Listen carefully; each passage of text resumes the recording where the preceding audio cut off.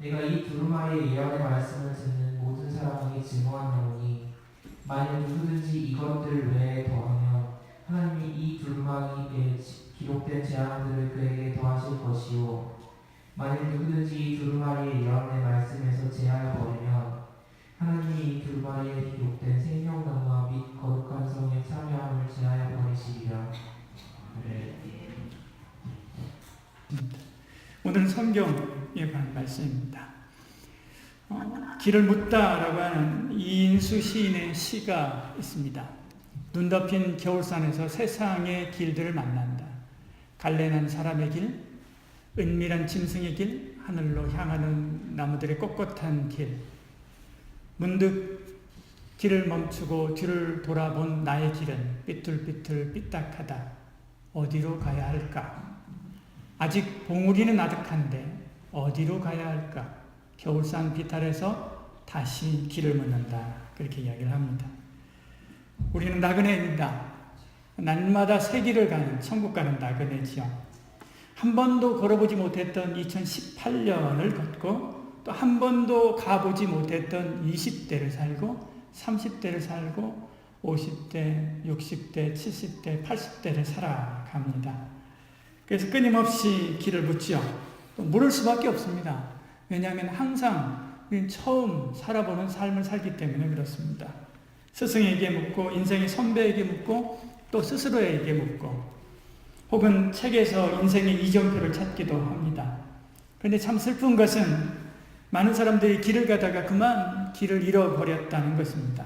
길 위에서 길을 잃은 것입니다. 어디서 왔는지를 잃어버렸고 그리고 어디로 가야 하는지를 잃어버린 것이죠. 그래서 죽을 때까지 길을 묻습니다. 길 위에서 길을 묻다라고 하는 시에는 길이 끝나는 길 위에 서서 가야 할 길을 묻습니다. 라고 시에는 이야기를 합니다. 인생의 끝자락에서도 내가 어디로 가야 될지, 나 죽으면 그 다음에 어떻게 될지 모릅니다. 그래서 두려워하고 떨게 되지요. 여러분은 어디서 오고 그리고 어디로 가고 있는지 여러분은 알고 있습니까? 여러분의 인생이 끝나는 그 지점에서 확신 있게 나는 나의 달려가야 될 그 길 알고 그리고 그 길 지금까지 꿋꿋하게 걸어왔다 라고 선언하고 이야기할 수 있겠습니까? 불행하게도 그런 말 할 수 있는 사람들은 그리 많지 않습니다. 예레미야서 18장 15절에 말씀하죠. 후반절에요. 이정표도 없는 길에 들어섰다. 이정표도 없는 그런 길에 들어서서 어디로 가야 될지 모르고 방황하는 이들이 의외로 많이 있습니다. 어느 시대든 길을 위해서 길을 잃어버린 사람이 많습니다. 그래서 하나님은 시대마다 택한 백성들에게 길을 가르쳐 주시죠. 아담에게 무엇을 위하여 살아야 되는지, 어떻게 살아야 되는지, 그러면 어떤 인생이 되는지라고 하는 것을 자세하게 가르쳐 주셨습니다. 그러나 아담과 하와는 선악과 나무 아래에서 금방 길을 잃어버렸습니다. 에덴에서 길을 잃고 나무 뒤에 숨어버렸지요. 하나님은 셋에게 길을 가르쳐 주셨습니다. 그래서 여호와의 이름을 부르면서 경건한 삶을 살게 하셨지요. 그러나 그 셋의 자녀들도 사람의 딸들이라고 하는 숲에서 길을 잃어버렸습니다. 결국 온 세상이 패괴하여 하나님의 진노를 살고 그리고 물로 심판받게 되지요.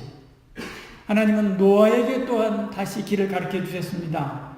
그러나 노아의 후손들도 바벨이라고 하는 도시의 복잡한 골목에서 길을 잃어버리고 말았습니다. 하나님은 그런 바벨을 심판하시고 온 인류를 흩어버리셨죠. 하나님은 아브라함에게 나타나서 길을 가르쳐 주셨습니다. 그러나 이번에는 달랐습니다. 하나님이 앞장서서 길을 가기 시작하신 것이죠. 창세기 12장 4절에 말씀합니다. 아브라함의 여호와의 말씀을 따라갔고 그렇게 말씀합니다. 하나님의 말씀, 여호와의 말씀 따라갔습니다. 그래서 갈 바를 알지 못하고 하나님을 가게 된 것이지요. 하나님께서 이리 가라 저리 가라 라고 하시면서 인도하신 것입니다. 하나님이 아브라함의 이정표였습니다. 야곱, 이삭, 요셉, 아브라함의 후손들도 역시 여호와의 말씀이 길이요 이정표요 신호등이다 라고 하는 것을 알고 여호와의 말씀을 따라 살아갔습니다. 여호와를 따라 살아갔습니다. 광야에서 불기둥과 구름기둥으로 그들 인도하더니 율법이 완성되자 이제 율법을 따라 살라라고 말씀하지요. 신명기 6장 1절에 말씀하지요. 그것이 하나님을 경외하는 일이다. 6장 2절에 말씀합니다. 그것이 곧 젖과 꿀이 흐르는 땅에서 번성하는 비결이다. 3절에 말씀하고 있는 것을 봅니다. 여호수아는 그 길이 얼마나 복된 길인지 알았습니다. 평생 주를 섬기면서 말씀에 축복과 저주가 있다고 하는 것을 명확하게 알았습니다. 삶 속에서 체득한 거죠. 신명기 28장의 말씀이 그냥 말이 아니라 하나님께서 우리를 축복의 길로 인도하는 말씀이다라고 하는 것을 그는 분명히 알았던 것입니다. 그래서 그가 죽음의 자리에서 나와 내 집은, 다들 길을 잃고 헤맬 때 하나님의 말씀을 버리고 자기 소견대로 살려고 할 그때 나와 내 집은 오직 여호와의 말씀을 따라 살겠다라고 선언한 것을 보지요. 여호와의 말씀, 그 성경, 우리가 어디서 왔는지, 지금 내가 어디로 가고 있는지, 그리고 결국 내가 가야 될 곳은 어디인지 우리에게 가르쳐주는 이정표요 나침판입니다.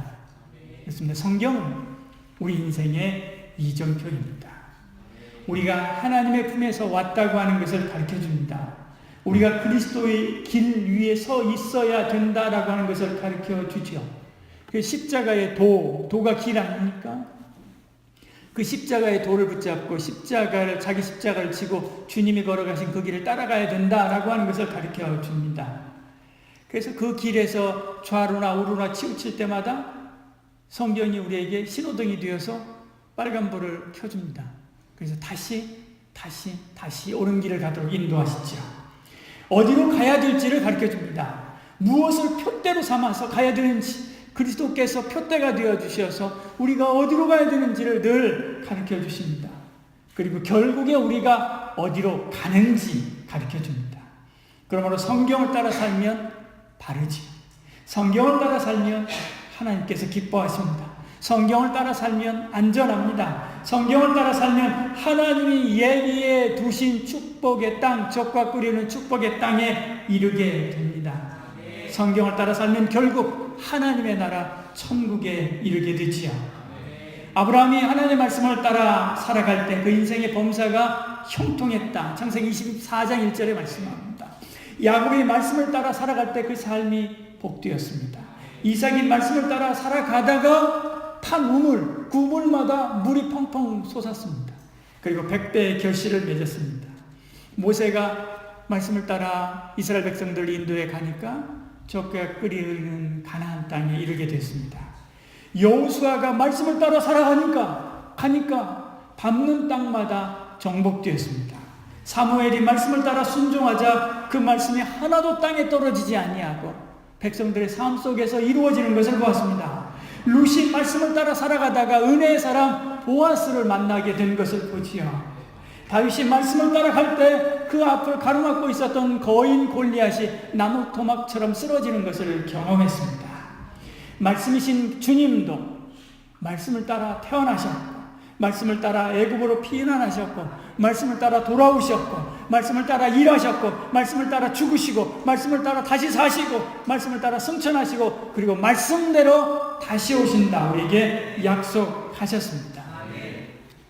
여러분 이 사실을 믿습니까? 고린도전서 15장 3절 4절에 말씀하지요. 성경대로 그리스도께서 오시고 사시고 죽으시고 다시 부활하신다. 지난 9월 28일에 인도네시아에서 규모 7.5의 강진이 일어났던 거 여러분 기억하실 것입니다. 팔루시 공항에도 지진이 일어나서 약 한 400m에서 한 500m 정도 되는 활주로가 금이 갔습니다. 관제탑도 흔들려서 막 무너지려고 했죠. 관제탑에서 일하던 사람들이 다 피난하고 떠나버렸습니다. 그때 아궁이라고 하는 관제사 21살밖에 되지 않았습니다. 이 관제사가 혼자 남았습니다. 아직 여객기 한 대가 떠야 되는데 그 여객기를 아직 출발시키지 못했기 때문에 그렇습니다. 그래서 그는 흔들리는 관제탑 안에서 혼자 남아가지고 그 한 대의 여객기를 출발시킵니다. 그리고 창문으로 뛰어내립니다. 아까 조금 앞에 봤던 그 건물이 4층 건물인데요. 뛰어내리다가 뼈가 골절이 돼서 그 뼈가 장기와 그 내부의 장기들을 찔러서 결국 병원을 옮기다가 죽게 되지요. 앞이 훤히 보이는데, 활주로에 훤히 보이는데 그냥 혼자 비행사 혼자 뜨면 되지 왜 굳이 남아가지고 자기 막 죽기 직전까지 남아가지고 그랬을까? 그러니까 그렇게 생각할 수 있습니다. 그러나 관제사가 그게 해야 될 일입니다. 마지막까지 해야 될 일입니다. 지난 10월 11일에도 제주도에서 항공기가 충돌할 뻔했습니다. 관제사의 실수 때문이라고 합니다. 공항에서 관제사의 일은 아주 절대적이라고 보아도 과언이 아니지요. 짙은 안개가 쌓여있는 공항에 비행기가 착륙해야 된다고 한번 생각해 보십시오. 조종사는 아무것도 보이지 않는 그 활주로에 오직 계기 비행만 가지고 내려야만 합니다. 조종사는 모든 계기판을 막 읽습니다. 정확하게 읽는다고 생각해 보십시오.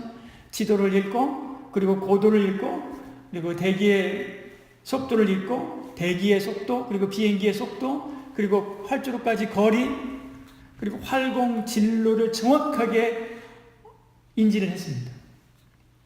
그리고 착륙하려고 합니다. 그런데 이 조종사가 읽고 있는 모든 계기의 정보보다도 더 중요한 게 하나 있습니다. 그게 뭡니까? 관제사의 지시입니다. 관제사가 착륙 허가를 하지 않으면 착륙할 수 없지요. 착륙한다 할지라도 사고 날 확률이 더 많습니다. 조종사가 볼 수 없고 예측할 수 없는 것을 예측하면서 활주로를 통제하는 것이 관제사이기 때문에 그렇습니다.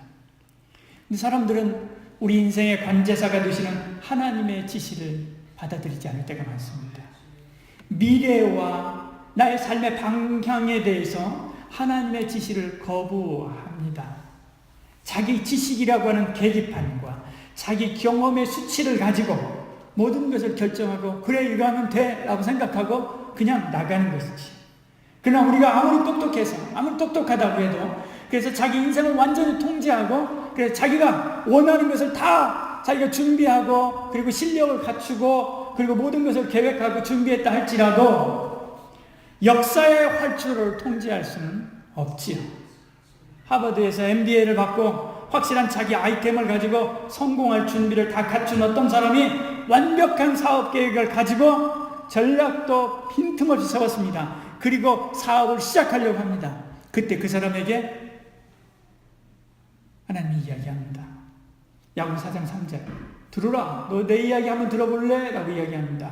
들으라 너희 중에 말하기를 오늘이나 내일이나 우리가 어떤 도시에 가서 거기서 1년을 머물며 장사하며 이익을 보리라 하는 자들을 한번 들어볼래? 라고 이야기합니다.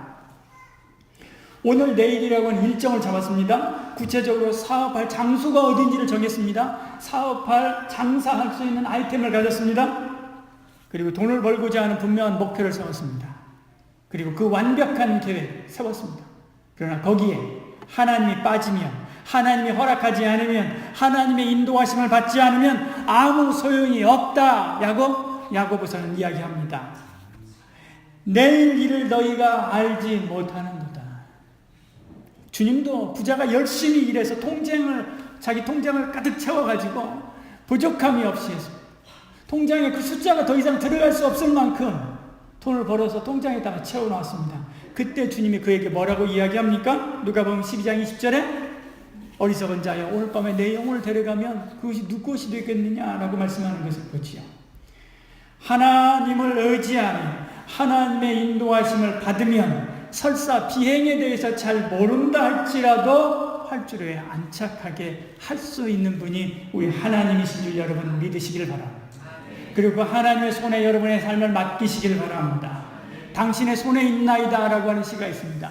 나의 모든 여정이 당신의 손에 있나이다. 오 나의 하나님, 나의 모든 소망들, 나의 생명, 나의 친구들, 나의 영혼을 당신의 돌보심에 온전히 맡겨드립니다. 이 시인처럼 여러분이 그렇게 고백하는 은혜가 있기를 소원합니다. 그렇다면 하나님은 우리를 무엇으로 인도합니까? 성경으로 인도합니다. 시편 119편 105절에 말씀하지요. 주의 말씀은 내 발의 등이요 내 길의 빛이니이다. 그 말씀대로 살아야 됩니다. 말씀 없이 살면 한 치 앞도 볼 수 없는 캄캄한 밤중에 등도 없이 홀로 걷는 것과 똑같다는 말입니다. 그러므로 성경을 읽어야 됩니다. 지금 나에게 하시는 말씀을 읽고 듣고 따르고 순종해야 됩니다. 그럼 늘 성경을 묵상하고 그 말씀대로 살아가는 은혜가 있기를 소원합니다. 우리 새벽마다 시편 지금 계속 읽어가고 있습니다. 그래서 같이 읽다 보면 4년이면 성경 전체를 다 읽을 수 있습니다. 하루에 한 장 읽는데 5분도 안 걸립니다.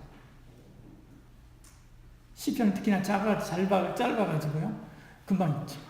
읽고 또 말씀하고 또 설교할 때 여러분 같이 듣죠. 4년이면 성경 전체를 다시 봅니다. 또 10년이면 성경 2번을 보죠. 그러면 성경 읽어야 됩니다. 예수 믿고 하나님의 자녀다라고 하면서도 성경 전체를 한 번도 읽어보지 않은 사람들 얼마나 많습니까?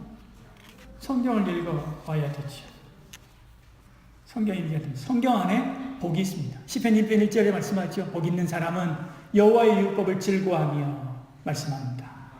그런 사람에게 임하는 구체적인 복을 1편 3절에 말씀합니다. 시냇가에 심은 나무처럼 철을 따라 열매를 맺으며 그 잎사귀가 마르지 않는다 말씀하고 있는 것을 봅니다.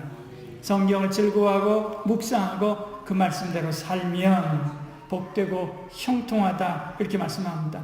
그런데 성경 안 읽지요? 안 읽죠. 5분 10분만 투자하면 되는데 게을러서이기도 하지만 이 사단 마귀가 방해하기 때문에 그런 것도 있습니다. 성도가 말씀대로 살고 인도함을 받고 그 하나님이 예비하신 복을 받으면 누가 제일 시기합니까? 사단 마귀가 가장 싫어하죠. 그래서 방해합니다. 어떻게 방해합니까? 읽고 듣지 못하게 방해합니다. 요한계시록 1장 3절에 말씀합니다. 이 예언의 말씀을 읽는 자들과 듣는 자들과 그 가운데 기록된 것을 지키는 자들이 복이 있다 하죠. 읽고 듣는 자가 복되기 때문에 사단이 어떻게 해요? 읽고 듣지 못하게 하는 것입니다. 그럼 우리는 부지런히 읽고 들어야만 합니다. 들으면서 믿음이 생기고 들으면서 은혜도 나고 들으면서 기쁨도 나고 들으면서 평안도 나고 들으면서 천국 가는 길도 납니다. 근데 마귀는 졸려서 듣지 못하게 하죠. 여러분 예배 시간에 특별히 잘 졸리시는 분 있습니까? 한번 생각해 봐야 됩니다. 피곤해서 졸릴 수 있습니다. 피곤해서 졸린 것인가? 그렇지 않은가? 한번 확인해 봐야 됩니다. 이런저런 걱정 근심하느라 듣지 못할 때가 있습니다. 설교할 때 하는 말씀이요. 왜냐하면 제가 말하는 것하고 말하는 속도하고 듣고 생각하는 속도하고 다릅니다. 듣고 생각하는 속도가 훨씬 빠르죠. 그래서 말하는 것을 여러분이 들을 때 그 중간에 여백이 생깁니다. 특히 신앙생활을 오래 하고 하면 무슨 말 하려고 하는지 안다라고 생각하는 분들은 더 여백이 심합니다. 그때 그 여백을 틈타고 다른 생각들이 자꾸 들어옵니다. 그래서 이런 걱정도 하고 저런 걱정도 하고 저거 해야 되는데 하고 생각하는데 예배가 딱 마치고 돌아갈 때 생각해 보십시오. 내가 분명히 예배 시간에 뭐 걱정을 했는데 분명히 뭐 한번 확인해 봐야 되겠다고 생각했는데 생각이 안 나요. 생각이.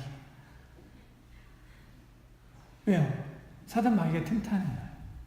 그래서 그 가운데다가 그 여백에다가 생각을 자꾸 집어넣는 다른 생각을.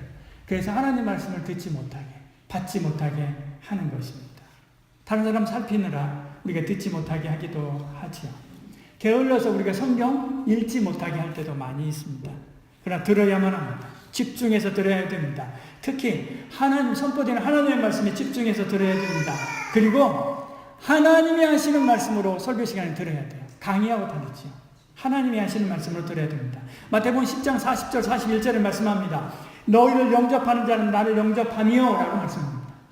이 말씀의 원리를 가지고 오늘 이 주제에 적용해 보면 그렇습니다. 여러분 설교할 때 제가 말한다라고 생각하면 제 말을 듣는 겁니다. 혹 가다가 우리가 교회 안에 세미나를 하거나 부흥회 할 때 외부에서 어떤 교수님이나 혹은 어떤 강사님이 와가지고 말씀을 전할 때 저 교수가 와서 말하는데 무슨 말일까? 생각하면 저 교수의 이야기를 듣는 거예요. 그러나 전도사가 와서 이야기한다 할지라도 혹은 집사님이 와가지고 새벽에 말씀을 전하거나 한다 할지라도 그걸 누구의 말로요? 하나님의 말씀으로 받으면 하나님이 나에게 하시는 말씀인 줄 여러분 믿으시길 바랍니다. 그렇게 받을 때 하나님이 나에게 하시는 말씀이 돼요. 그리고 그 말씀 속에 뭐가 나타나요? 하나님의 역사가 나타나게 됩니다. 그러므로 제가 한다라고 하는 것이 아니라 누가요? 하나님이 나에게 하시는구나 라고 하는 그런 마음 가지고 하나님의 말씀을 들어야만 합니다. 그리고 믿음으로 들어야 됩니다. 내 자리를 들고 일어나라. 달리라고 에바다 나사로야 나와라. 가서 제사장에 보여라. 물을 떠서 연회장에게 갖다 주어라. 그물을 내려라. 다 누가 하신 말씀입니까? 주님이 하신 말씀이죠. 주님이 하신 이 말씀을 믿음으로 들은 자들에게는 역사했습니다. 그래서 주님은 누누이 이 믿음을 강조하죠. 그래서 마태복음 9장 22절에 내 믿음이 너를 구원하였느니라. 내 믿음이 너를 구원하였으니 내 믿음이 너를 구원하였느니라. 내 믿음이 너를 구원하였으니 지금 마태복음 9장 22절 마가복음 5장 34절 그 다음 누가복음 18장 42절 다 그 말씀들입니다. 내 믿음이 너를 구원하였느니라. 내 믿음이 너를 구원하였느니라. 지금도 똑같습니다. 지금 이 자리에서 나에게 하시는 말씀을 듣고 그리고 받고 믿음으로 받고 그리고 순종해야 되죠. 믿는 자에게는 능치 못함이 없다. 그렇게 말씀했습니다. 문둥병자가 낫고 죽은 자가 일어나고 물이 포도주가 되고 그 물이 터지도록 고기를 잡는 놀라운 하나님의 은혜, 이런 은혜가 누구에게 임합니까? 믿는 자에게 임합니다. 믿는 자. 그럼 듣고 믿지 않는 사람, 듣기는 듣는데 믿지 않는 사람, 거기에 뭐가 틈탑니까? 의심이 틈탑니다. 그 사이에다가 사단이 의심을 딱 집어넣어요. 이 세상에서 설교한 설교 중에 가장 최고의 설교가 어떤 설교일까요? 예수님의 설교입니다. 예수님의 평생 동안 사역하시면서 하셨던 설교들 중에 유명한 설교도 많습니다. 그 설교 중에서도 예수님께서 가장 심혈을 기울여서 하셨던 설교가 어떤 설교입니까?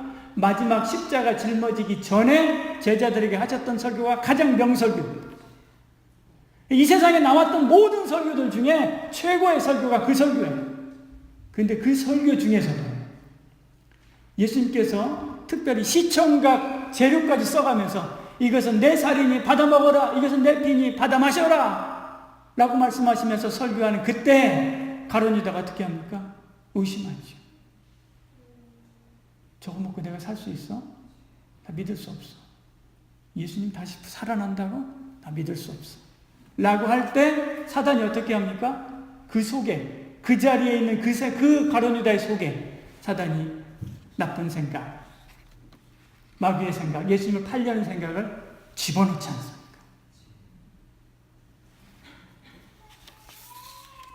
하나님이신 예수님이 지상 최고의 명설교라는 그 자리에도 내가 믿음으로 듣지 않으면 사단이 틈탄다는 겁니다. 하나님은 오늘 여기서 저분을 통해서 나에게 말하는구나. 하나님이 이 시간 나에게 말씀하는구나 라고 하는 확신과 그 믿음으로 듣는 은혜가 있기를 소원합니다. 그때 하나님의 음성이 들리기 시작할 것입니다. 사단이 축복의 말씀을 방해합니다. 둘째로 말씀에 순종하지 못하게 하지. 요한계시록 1장 3절에 말씀합니다. 지키는 자는 복이 있나니 그렇게 말씀합니다. 거룩한 것을 행하는 자들이 복이 있습니다. 그러므로 순종해야 되죠. 순종해야 그것이 내 것이 됩니다. 순종할 때 내 축복이 됩니다. 순종할 때 마귀가 물러가고, 순종할 때 홍해가 갈라지고, 순종할 때 여리고성이 무너졌습니다. 순종할 때 문둥병이 낫고, 순종할 때 눈이 열리고, 순종할 때 귀가 열리고, 순종할 때 무덤에서 살아가는 오라버니가 걸어서 나왔습니다. 순종할 때 그물에 153마리나 되는 물고기로 가득 찬 것을 보지요. 믿어도 그 말씀대로 순종하지 않으면 역사가 일어나지 않습니다. 왜냐하면 그것은 믿는 게 아니기 때문에 그렇죠. 그래서 야고보는 이야기하지 않습니까? 행함이 없으면 무슨 유익이 있겠느냐. 사단은 종종 순종하지 못하게 합니다. 사단은 지금은 상황이 아니야. 나 그 말 믿어. 그렇지만 지금은 상황이 아닌 것 같아. 조금 더 있다가 순종하지 뭐. 다음번에 순종하지 뭐.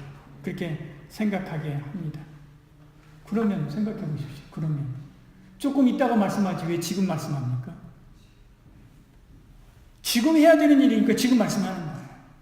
지금 순종해야 되는 일이니까 지금 말씀하는 거예요. 지금 준비해야 되는 것이니까 지금 말씀하는 것입니다. 모르드게가 에스더에게 유대인들을 다 죽이라고 하는 조사가 떴다. 왕에게 가서 민족을 구하라고. 너 가서 왕에게 이야기하라라고 이야기합니다. 에스더가 이야기합니다. 지금 상황이 좋지 않아요. 저를 부르지 않은 지가 한참 됐어요. 지금 내가 부르지도 않았는데 내가 나갔다가는 나 지금 죽을지도 몰라요 라고 이야기하죠. 그때 모르드게가 그 이야기합니다. 그래? 너 지금 이때를 위해서 그러는 것이다. 만약에 지금 네가 나가지 않으면 다른 사람 통해서라도 이 일을 할 것이다 라고 이야기를 합니다. 지금 해야 되는 일이니까 시키는 거예요. 지금 해야 될 일이니까 말씀하는 거예요. 지금 순종해야 되는 것이니까 말씀하는 겁니다. 여러분, 사람들은 생각합니다. 정말로 그럴까? 정말로 그럴까? 순종하지 않게 합니다. 뱀이 하와에게 정말로 그 나무 실과 먹지 말라고 했냐? 첫 번째 접근이죠. 아닐걸? 라고 하는 것입니다. 주일 성수의 말씀을 듣고 설마 그런다고 하나님 나를 축복하시겠어? 주에 대한 설교를 듣고 설마 하나님이 나을까? 이렇게 사람이 많은데 76억이나 되는데 오늘 전도해야 된다는 설교를 듣고 내일 하지, 다음에 하지. 지금 내가 이야기한다고 저 사람이 듣겠어? 복음을 받으면 가정과 기업이 살아난다고 하는 말씀을 듣고 설마 그런다고 저 사람이 변하고 설마 그런다고 해서 이것이 잘 되고 설마 그런다고 해서 변하겠어? 생각하게 하지요. 사단은 또 적당하게 눈치껏 믿어야지 하게 해서 순종하지 못하도록 합니다. 겉으로는 하나님의 말씀을 믿는 것 같이 합니다. 그런데 마음속에 어느 부분에 딱 들어갑니다. 어디까지는 믿어요. 그렇지만 어느 부분에 딱 들어가면 거기서부터는 방수 처리가 딱 되어 있습니다. 그 선을 넘지 않습니다. 늘 그 믿음이 항상 거기 가서 꺾이죠. 왜? 그 부분에서 방수 처리가 되어 있기 때문에 그렇습니다. 식물이 화분을 넘어서지 못하듯이 믿음이나 믿음의 역사가 내 좁은 생각의 틀을 넘어서지 못합니다. 하나님께서 어떤 때는 역사에서 그 화분을 깨트려 버릴 때가 있죠. 깨트려 버릴 때가 있습니다. 그 전에 믿고 그 말씀 그대로 믿고 순종하는 그런 은혜가 있기를 소원합니다. 바다 가운데 들어가라라고 하면 그대로 믿고 그대로 순종해야 돼요. 여리고성을 돌라 하면 돌고 복음을 전하라면 전하고 기도하라라고 하면 기도해야 됩니다. 선포되어진 말씀에 대하여 말씀대로 순종할 때 그 말씀대로 되어지는, 그 말씀대로 축복되어지는 저와 여러분 될 줄 여러분 믿으시기를 바랍니다. 사단이 우리가 받는 축복의 말씀을 어떻게 방해합니까? 말씀 외에 어떤 때는 더하기도 합니다. 계시록 22장 18절에 말씀하죠. 이것들 외에 하나님이 더하면 재앙을 더할 것이다 라고 말씀합니다. 우리가 더하는 것들이 많습니다. 천주교에서는 에녹서, 토비트서, 마카베오서 여러 신약의 외경들, 신구약의 외경들을 둡니다. 이슬람교에서는 코란을 두죠. 몰몬교에서는 몰몬경이라고 하는 것을 둡니다. 이단들은 끊임없이 성경 외에 뭔가를 더합니다. 교회 안에서도 다른 것을 더하는 것이 있는데 환상과 꿈 그것을 말하고 예언이니 직통기시를 말하는 신비주의자들입니다. 그러나 갈라디아서 1장 8절에 말씀합니다. 우리가 너희에게 전한 이 복음 이것들 외에 다른 것 전하면 저주를 받았지어다 그렇게 말씀합니다. 우리가 직분자를 세울 때마다 웨스트민스터 신앙고백서를 이야기하죠.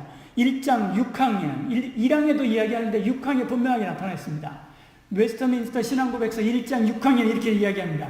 성경은 아무것도 어느 때라도 가할 수 없으니 성령의 새로운 계시나 인간의 전통을 불문한다. 삶에 관해서 여러분 걱정될 때 이 기독교 무당들 찾아가지 마시길 바랍니다. 결국 하나님의 심판을 자초하는 거예요. 늘 깨어서 성경 보고 기도하고 성경 안에서 하나님이 인도하심을 경험하는 저와 여러분들에게 소원합니다. 마귀는 말씀의 한 부분을 제하기도 합니다. 제하여 버리면 계시록 22장 19절에 말씀하죠.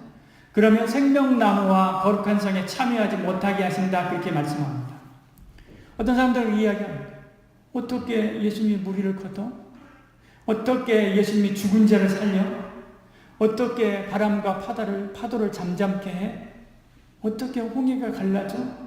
어떻게 하늘에서 만나가 내려? 어떻게 하늘의 해가 멈추게 할 수가 있어? 물리학적으로 그건 설명할 수가 없는 거야. 그렇게 생각합니다. 그래서 성경 안에서 그런 부분들을 믿을 수 없다고 마음속에서 제하는 거지. 제하는 겁니다. 그렇다면 다시 묻겠습니다. 어떻게 하나님이 그럴 수 없습니까?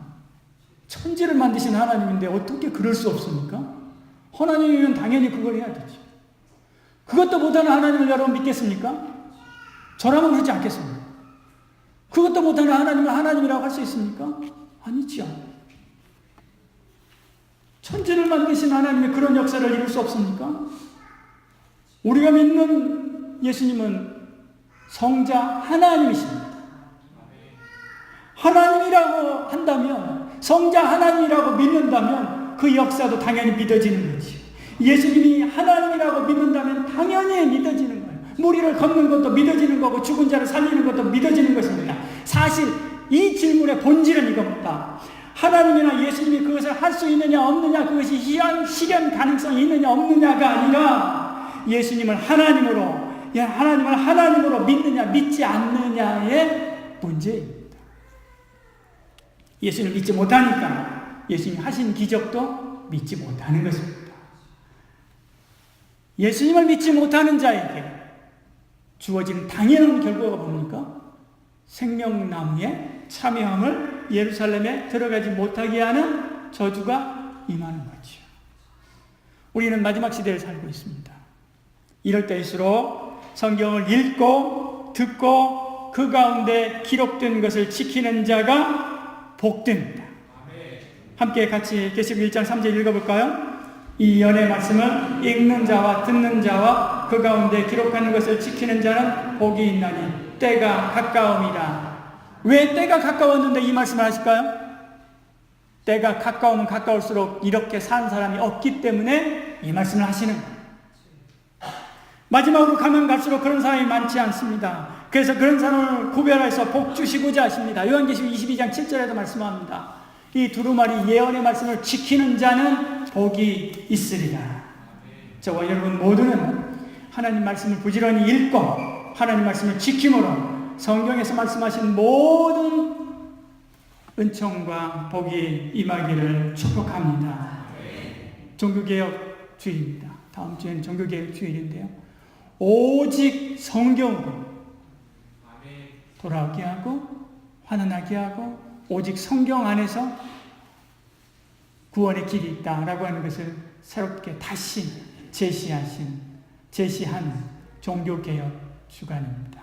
여러분 다시 한번 생각해 보시길 바랍니다. 그리고 내가 다시 하나님의 말씀인 성경에 집착해야 되겠다 생각하고 성경 말씀을 붙잡고 성경 안에서 여러분의 모든 살아갈 삶의 길을 발견하고 축복과 은혜의 길들을 발견하는 그런 은혜가 있기를 소원합니다. 우리 함께 잠시 이 말씀 붙잡고 기도하겠습니다. 주여, 제가 하나님 말씀 등한히 했습니다.